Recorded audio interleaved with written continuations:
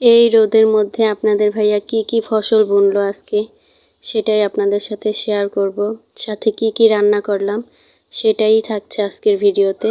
আসসালামু আলাইকুম, কেমন আছেন সবাই? গাছের বড়ইগুলো কত সুন্দর বড় হচ্ছে, তাই না? মাশাল্লাহ, অনেক অনেক সুন্দর। সেই সাথে অনেক দিন পরে আমাদের হাঁসগুলো আপনাদের সাথে শেয়ার করলাম। দেখেন হাঁসগুলো কত সুন্দর লাগছে।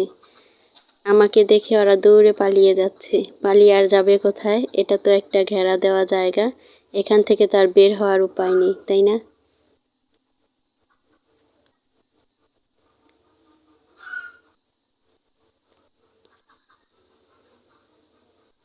হাঁসগুলো দেখতে ভীষণ ভীষণ ভালো লাগে।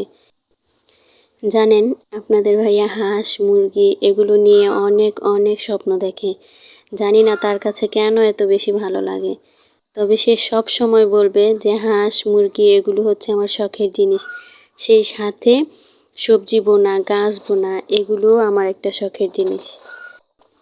আমি সব সময় আপনাদের ভাইয়াকে বলি, তোমার যা ইচ্ছা, যা করতে ইচ্ছা করে, যা শখ করে তুমি সব করতে পারবা, আমার কোনো সমস্যা নেই। আর এই তো এখানে কিছু ডালের বড়ি দিয়েছিলাম, কালাই ডালের। তো বড়িগুলো কত সুন্দর হয়েছে, তাই না? দেখেই কিন্তু অনেক ভালো লাগতেছে। আর এইদিকে আপনাদের ভাইয়া তো মরিচের বিচি শুকাতে দিয়েছে। এগুলো হচ্ছে শুকিয়ে আপনাদের ভাইয়া চারা উঠাবে সেজন্য। তো হঠাৎই দেখতে পেলাম মুরগি চলে গিয়েছে খোয়ারে ডিম পাড়ার জন্য। কি সুন্দরভাবে বসে আছে ডিম দেওয়ার জন্য। তো আমি হচ্ছে খোয়ারটা আটকে রেখে যাব যাতে মুরগিটা বেরিয়ে যেতে না পারে। সে সাথে কুকুর বা বিড়াল কোনো কিছু যাতে ডিমটা খেয়ে ফেলতে না পারে। তারপরে তো চলে আসলাম রান্নাঘরে রান্না করার জন্য। আজকে হচ্ছে রান্না করব মুরগির মাংস। তো এখানে আমি মুরগির মাংসটা মাখিয়ে রান্না করব। সেজন্য আমি এখানে সব রকমের মশলা, পেঁয়াজ, টমেটো সব দিয়ে নিয়েছি। সেই সাথে অল্প পরিমাণে একটু তেলও দিয়ে নিয়েছি। খুব ভালো করে মেখে রেখে দেব আধা ঘন্টার মতো।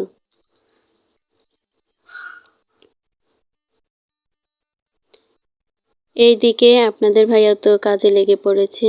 আসলে সে একদম অবসর সময় পার করতে চায় না। সে চায় তার সময়টা সব সময়ই কাজে লাগাতে। তো এইখানে আপনাদের ভাইয়া মাটিটা খুব সুন্দরভাবে গুঁড়ো গুঁড়ো করে নিচ্ছিল যাতে ফসলটা খুব ভালোভাবে হয়ে উঠতে পারে। আর এইখানে আপনাদের ভাইয়া মেথি বুনবে আর ধনিয়া পাতা বুনবে।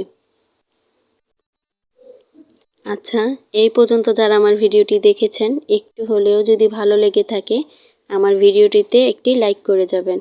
আর যদি খুব বেশি ভালো লেগে যায় চাইলে কিন্তু চ্যানেলটিকে সাবস্ক্রাইবও করে যেতে পারেন।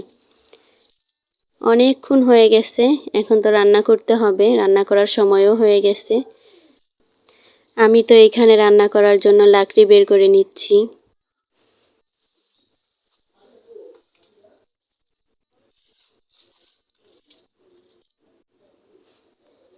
লাকড়ি বের করে নেওয়ার পর রান্না করার জন্য চুলাটা ধরিয়ে দিলাম। তো জালটা ধরাতে কিন্তু লাকড়ির চুলায় খুব বেশি একটা সময় লাগে। তো অনেক সময় দেখা গেছে অনেক সময় লেগে যায়, আবার অনেক সময় অল্প সময়তেই হয়ে যায়। তবে আজকে কিন্তু চুলার জালটা খুব তাড়াতাড়ি ধরে গিয়েছিল। যখন চুলার জালটা খুব সুন্দরভাবে জ্বলে তখন কিন্তু অনেক বেশি ভালো লাগে। আমি এখানে অনেকগুলো কাঠ নামিয়ে নিয়েছি, এগুলো হচ্ছে রেখে দিব রান্না করতে, তাহলে অনেক অনেক বেশি সুবিধা হবে। প্রতিদিন তো আর বের করে রান্না করা সম্ভব না, আর একটু কষ্টকরও হয়ে যায়।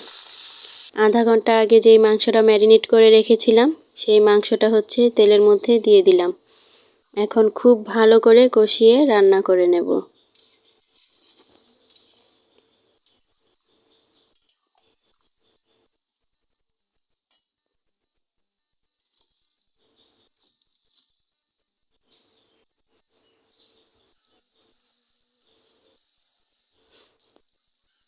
এইখানে তো আমার মাংসটা খুব ভালো করে কষিয়ে নেওয়া হয়ে গেছে। এখন দিয়ে দিলাম পরিমাণ মতো পানি। পরিমাণ মতো ঝোলটা রেখে লবণ চেক করে নামিয়ে নেব।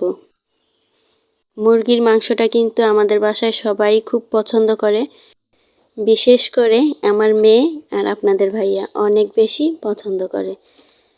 তো তো দেখি মুরগি চলে গেল খোয়ার থেকে। তো আমি ভাবলাম হয়তোবা ডিম দিয়েছে, সেজন্যই চলে যাচ্ছে। তো এই তো দেখেন কত সুন্দর ডিমটা, তাই না?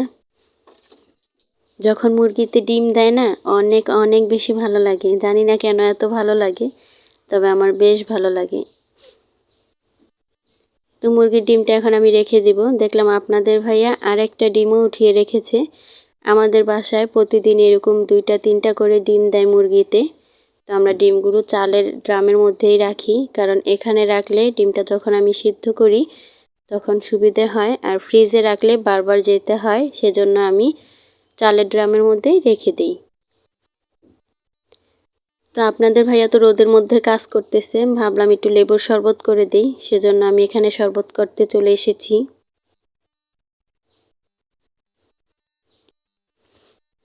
শরবতটা তো আমি খুব ভালো করে করে নিয়েছি। এখন হচ্ছে আপনাদের ভাইয়াকে খেতে দিয়ে দিব।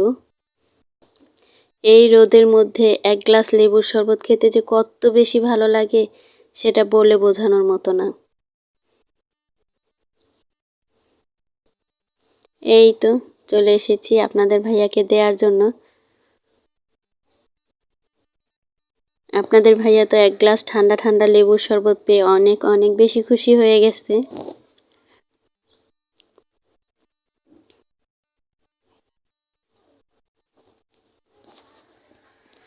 একটা জমি চাষ করতে অনেক অনেক কষ্ট হয়।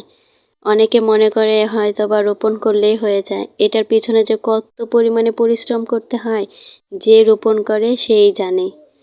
আমরা তো খাই, বাজার থেকে কিনে এনে খাই, ভাবি যে টাকা দিলেই হয়তোবা হয়ে যায়। কিন্তু এটার পিছনে অনেক খাটুনি খাটতে হয়। যারা করে তারা খুব ভালো করেই জানে। এখন আপনাদের ভাইয়া করে তো বুঝতে পারি কিছুটা। আগে বুঝতে পারতাম না, ভাবতাম যে টাকা হলে তো সবই পাওয়া যায়। কষ্টের কি আছে, পরিশ্রমের কি আছে।